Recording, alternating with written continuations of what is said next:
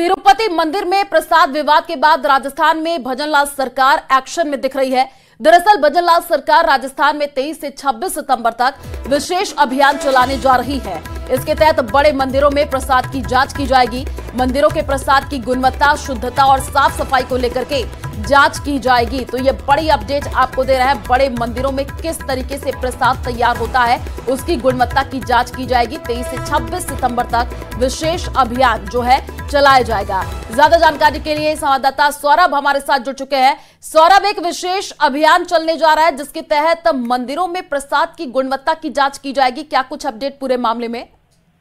जी बिल्कुल, देखिए राजस्थान में ऐसे कई मंदिर है जहाँ पर रोजाना हजारों की संख्या में श्रद्धालु जो है वो पहुँचते हैं और वहाँ पर उनको न सिर्फ प्रसाद का वितरण होता है बल्कि कई मंदिरों में जो श्रद्धालु हैं वो अपनी तरफ से स्वामणि का आयोजन भी रखते हैं। तो इससे बड़ा जो आयोजन है तो उसमें लोगों को, श्रद्धालुओं को बेहतर प्रसाद मिल पाए, सवामणि में किसी प्रकार का मिलावट की बात जो है वो न हो, इस लिहाज से खाद्य सुरक्षा विभाग ने ये पहल जो है वो की है। और ये 23 सितंबर से 26 सितंबर तक एक विशेष अभियान जो है वो चलेगा। इस दौरान साफ सफाई का निरीक्षण होगा, साथ ही जो प्रसाद और सवामणि बनते हैं उनके सैंपल जो है वो लिए जाएंगे। उसकी जांच जो है वो खाद्य सुरक्षा विभाग द्वारा की जाएगी। इस दौरान एक ये भी कोशिश है कि कई मंदिरों में जो राइट टू ईट है उसका सर्टिफिकेट भी प्रदान करने की कोशिश जो है वो की जाएगी। तो ये बड़ा अभियान है और तमाम मंदिरों में जो है वो इस प्रकार की जांच जो है वो खाद्य सुरक्षा विभाग द्वारा की जाएगी। बिल्कुल सौरभ, क्योंकि लगातार अगर हम बात कर ले राजस्थान की, कई ऐसे मंदिर हैं जहां पर दूर दराज से लोग पहुंचते हैं। वहां पर कौन कौन से वो मंदिर हैं, अभी आपको कोई उस बारे में जानकारी है क्या, जहां पर प्रसाद की तैयारी की गुणवत्ता की जांच की जाएगी? कौन कौन से मंदिर उसमें शामिल होंगे?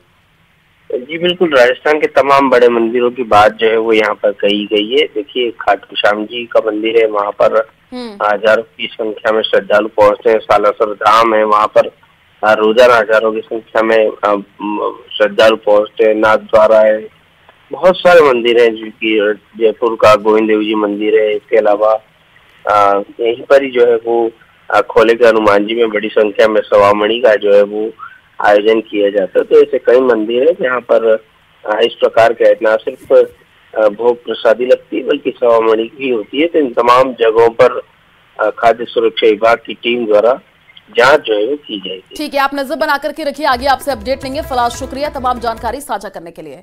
और चलिए रुक करते हैं अगली खबर की ओर। आंध्र प्रदेश में तिरुपति बालाजी मंदिर के प्रसाद को लेकर के सियासत गर्मा गई है। प्रसाद में इस्तेमाल होने वाले घी की जांच रिपोर्ट सामने आई है, जिसमें मछली के तेल और जानवरों की चर्बी मिलाने के इस्तेमाल की पुष्टि हुई है। अब इस पर जगनमोहन रेड्डी का बयान सामने आया है। उन्होंने इस मामले में मुख्यमंत्री चंद्रबाबू नायडू पर निशाना साधा और कहा कि ये सब कुछ लोगों का ध्यान भटकाने के लिए किया जा रहा है, भगवान के नाम पर राजनीति की जा रही है। उन्होंने ये भी कहा कि उनकी सरकार में कोई गड़बड़ी नहीं हुई है। It's very unfortunate. The worst part is, why did Chandrababu Naidu resort to such practices? He knows very well that during the course of these 100 days, Chandrababu Naidu failed on every promise what he made to the people during his election campaign. And to divert people's attention.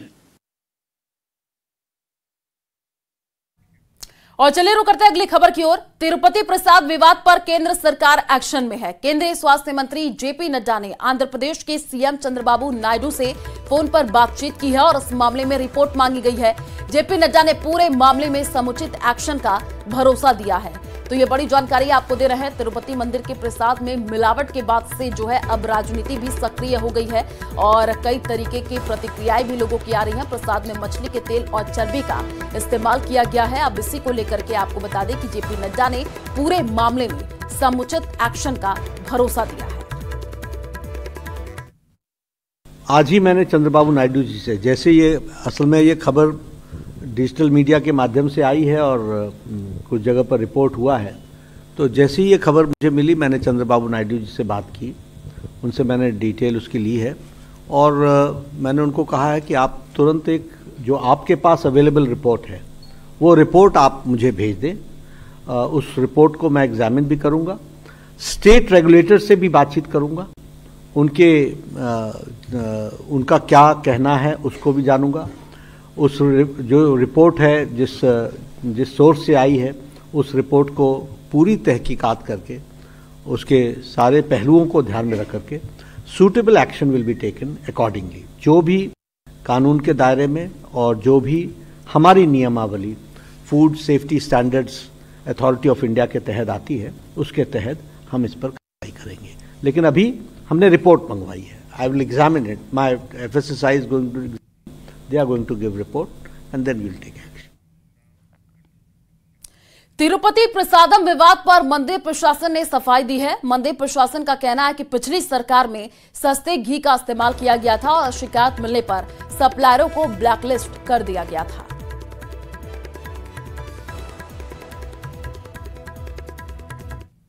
When I took over as executive officer TTD, when I called on Honorable CM, he expressed concern on the quality of ghee procured and the quality of the laddu, which is considered to be very sacred,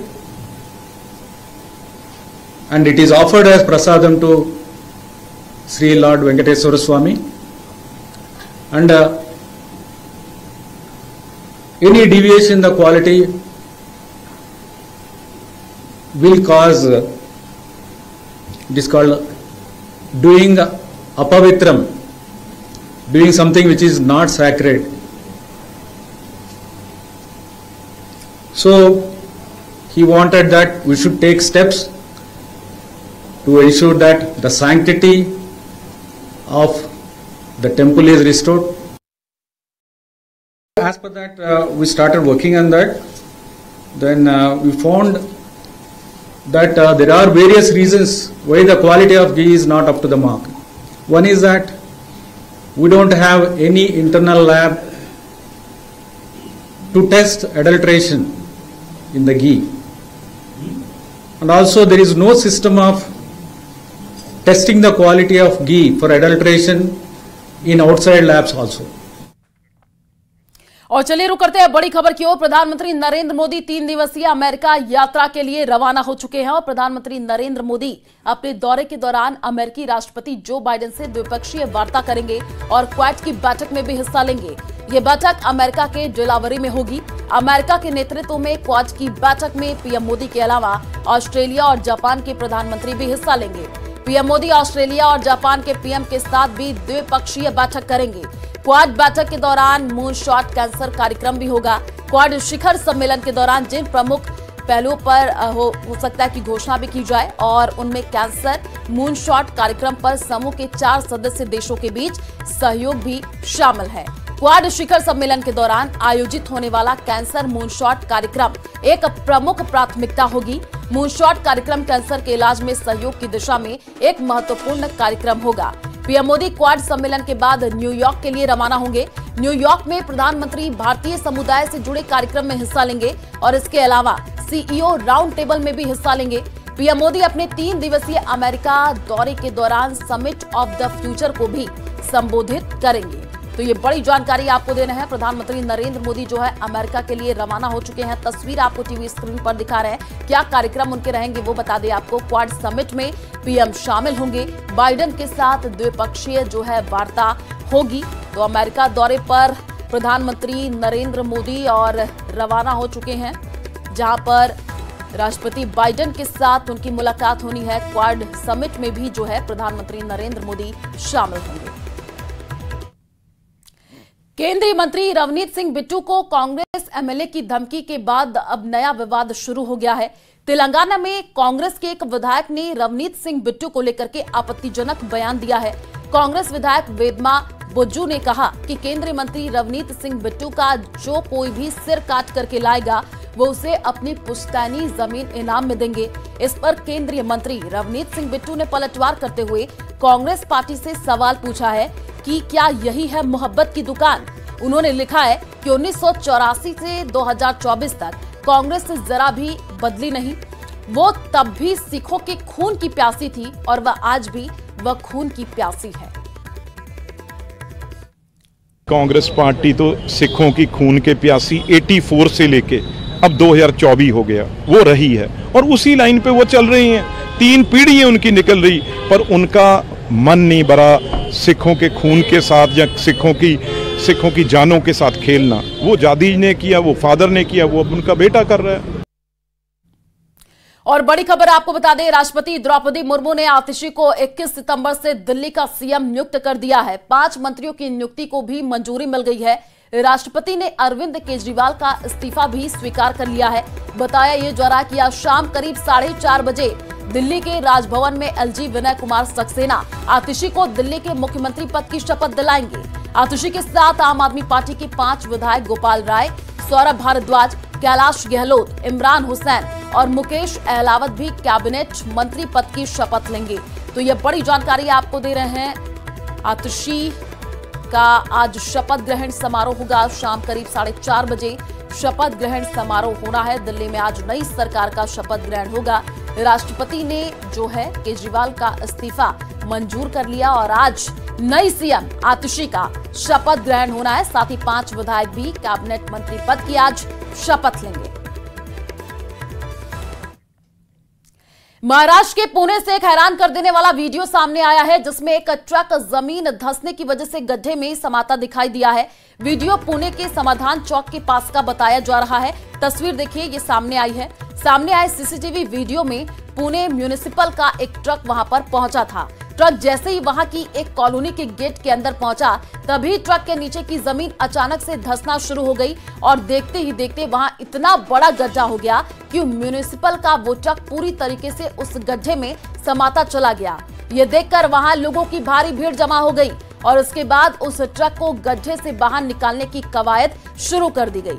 गनीमत ये रही कि उस truck के driver और सहायक को किसी तरीके की चोट नहीं आई है और दोनों को समय रहते बाहर निकाल लिया गया। आप तस्वीर देखिए, पुणे की ये तस्वीर है जहां पर गड्ढे में ये ट्रक समाता हुआ आपको दिख रहा है और ये बताया गया कि लोगों ने इलाके में सफाई के लिए म्यूनिसिपल वालों को वहां पर बुलाया था, तभी यहां पर यह हादसा हो जाता है। मौके पर लोगों की भीड़ भी इकट्ठा हो जाती है।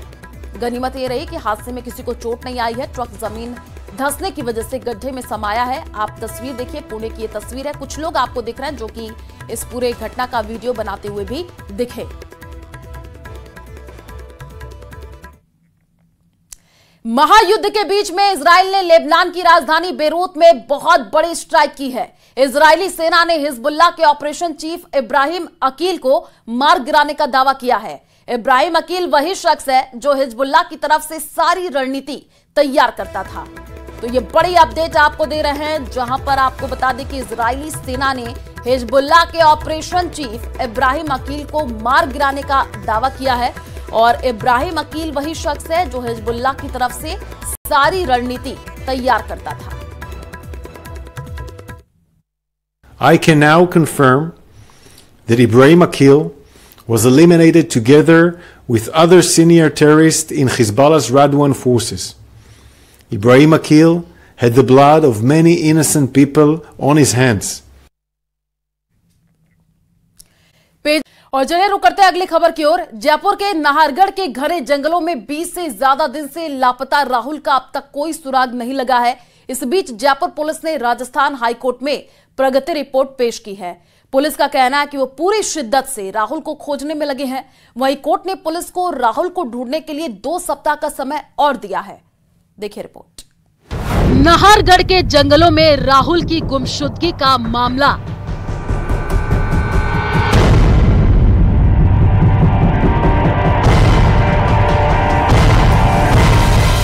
जयपुर पुलिस ने हाईकोर्ट में सौंपी स्टेटस रिपोर्ट।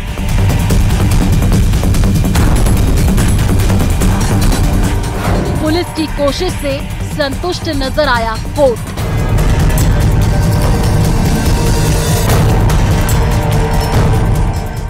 नाहरगढ़ के जंगलों में राहुल कहां गुम हो गया कोई नहीं जानता। इस बीच पुलिस समेत कई टीमें उसे खोजने में लगी हुई हैं। ड्रोन से लेकर हेलीकॉप्टर तक नाहरगढ़ की इन घनी पहाड़ियों में उसे खोजता रहा, लेकिन 20 दिन गुजरने के बाद भी राहुल का कोई सुराग हाथ नहीं लगा। इस बीच जयपुर पुलिस ने राजस्थान हाई कोर्ट में स्टेटस रिपोर्ट सौंपी, जिसमें कोर्ट को बताया कि पिछले 20 दिनों में पुलिस ने राहुल को खोजने के लिए कौन कौन से कदम उठाए। पुलिस ने अपने जवाब में कहा, हम राहुल को खोजने में बेस्ट एफर्ट लगा रहे हैं, हर तरीके से हमने सर्च अभियान चला रखा है। जस्टिस इंद्रजीत सिंह और जस्टिस भुवन गोयल की अदालत प्रोग्रेस रिपोर्ट पर संतुष्ट नजर आई, लेकिन कोर्ट ने पुलिस को राहुल को ढूंढने के लिए 2 सप्ताह का समय और दिया है और कहा कि युवक को किसी भी तरह तलाश करें। कोर्ट ने हमसे एक रिपोर्ट मांगी थी कि अब तक हमने क्या प्रयास किए हैं, तो वो रिपोर्ट हमारे द्वारा पेश की गई, जिससे ऑनरेबल कोर्ट अब तक के प्रयासों से संतुष्ट थे कि हमने हर तरह की टेक्नोलॉजी का प्रयोग किया है और हर एंगल्स पे, और वहाँ पे जो हमारी पूरी एनडीआरएफ, एसडीआरएफ, वन विभाग और पुलिस की जो टीम टुकड़ी अधिकारियों के नेतृत्व में वहाँ सर्च ऑपरेशन कर रही थी, उससे हाई कोर्ट ने सहमति जताई और हमें 2 हफ्ते का और टाइम दिया है कि हम और इस पे काम करें और अपना रिपोर्ट प्रेषित करें। दरअसल इस मामले में कोर्ट ने राहुल के पिता सुरेश चंद्र शर्मा की तरफ से दायर बंदी प्रत्यक्षकरण की याचिका पर सुनवाई की थी, जिसमें पुलिस से मामले की स्टेटस रिपोर्ट मांगी गई थी। राहुल के पिता की तरफ से हाई कोर्ट में दायर की गई याचिका में छोटे बेटे आशीष की तरह राहुल की हत्या और उसके अपहरण की आशंका जताई गई है। उन्होंने पुलिस से इस दिशा में जांच करने की गुहार भी लगाई है। उन्होंने कॉल डिटेल के आधार पर भी जांच करने का सुझाव दिया। आपको बता दें कि भट्टा बस्ती में पर्वतीय कॉलोनी में रहने वाला राहुल अपने छोटे भाई आशीष के साथ 1 सितंबर को रविवार सुबह नाहरगढ़ पहाड़ी पर घूमने के लिए गया था। इसके बाद दोपहर करीब 12:30 बजे राहुल और आशीष ने अपनी मां और एक होमगार्ड को फोन पर जानकारी देते हुए कहा कि वे जंगल में रास्ता भटक गए हैं। आशीष ने कहा था उसे बड़ा भाई राहुल भी नहीं मिल रहा है। अगले दिन यानी 2 सितंबर सोमवार सुबह आशीष की लाश पहाड़ी पर जंगल में मिली। वहीं राहुल रहस्यमय बना हुआ है। जयपुर से न्यूज़ 18 राजस्थान के लिए विष्णु शर्मा की रिपोर्ट।